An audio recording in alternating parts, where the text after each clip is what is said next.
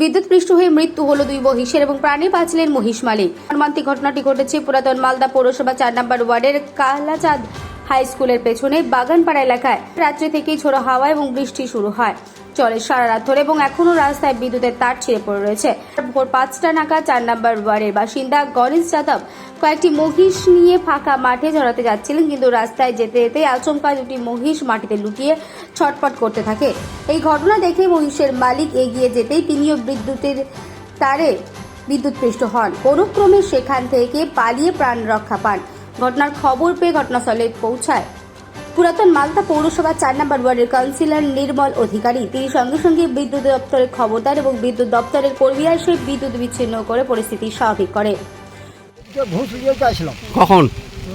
5টা। আচ্ছা, 5টা ভোরে ভোট দিয়ে যাচ্ছিলাম, বাস দুটা ভোট পার হলো আর বাস তারপরে এগুলো বাস ধাই ধাই দুটো পড়ে গেল। ইলেকট্রিকের তার। হ্যাঁ, আর হইনি ভাই এদিকে পাশে ঘুরি ভাগি আর বাস এনাকে ভোট আমি ঘুরে আছি ঠিক আছে, বাস পাই আমরা ঘটনা উঠিয়ে বাস আছি পড়ে এটা আমরা আমার তো ক্ষতি হয়ে গেছে আর আমরা এটাই কিছু আছি না করে ধরে কেনা খাবো। এর উপরে জীবিকা চলে আপনার? হ্যাঁ, এর মধ্যে ঘটনাটা হচ্ছে সকালবেলা আমাকে 5:30 নাগাদ ফোন করে আমার এলাকারই মানুষ। এখান থেকে কৃষ্ণ ফোন করেছিল, আরেকজন করেছিল। ফোন করার পরে আমাকে বললো এখানে এরকম একটা দুর্ঘটনা ঘটেছে, যেটা দুটো মহিষ মারা গেছে তার ছিঁড়ে। তারপরে সাথে সাথে সাপ্লাইকে ফোন করি, SM সাহেবকে ফোন করার পরে গাড়ি পাঠায়, গাড়ি পাঠিয়ে ওটা অফ করে দেওয়া হয়। অফ করে দেওয়ার পর গাড়ি এসে এখানে তারগুলো কেটে ডিসকানেক্ট করলো।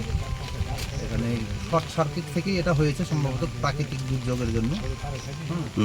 তো দুটো মহিষ মারা গেছে। এই আমার এলাকারই মানুষ গণেশ যাদব, বাগানপাড়ায় বাড়ি।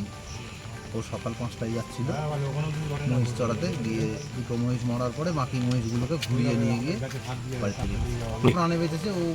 ও এবং ওর ছেলে দুজনই ছিল, দুজনই প্রাণে বেঁচেছে। খুব মারাত্মকভাবে ক্ষতি হয়ে যেত, যে যাই হোক ক্ষতির হাত থেকে বেঁচে গেছে কোনো ক্রমে। এসে দেখলাম যেখানে দুটো মহিষ মরে পড়ে আছে। মহিষের উপরেই ওদের জীবিকা। আমি চাইবো যে এটার যদি কোনো রকম ব্যবস্থা করা যায় সরকারিভাবে, ওরা যদি কোনো আর্থিক সহযোগিতা পায় তাহলে খুব উপকৃত হবে।